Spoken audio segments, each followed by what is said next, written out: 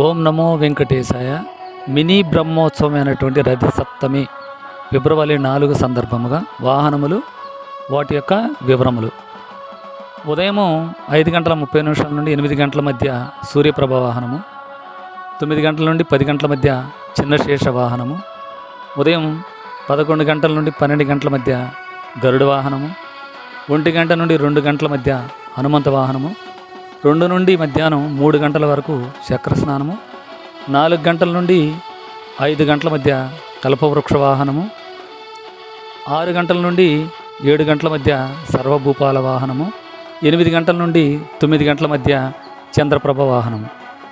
ఆ రోజు అనగా 4, 3, 4, 5 తారీఖుల్లో సర్వదర్శనానికి ఎలాంటి టికెట్లు ఇక్కడ జారీ చేయబడవు.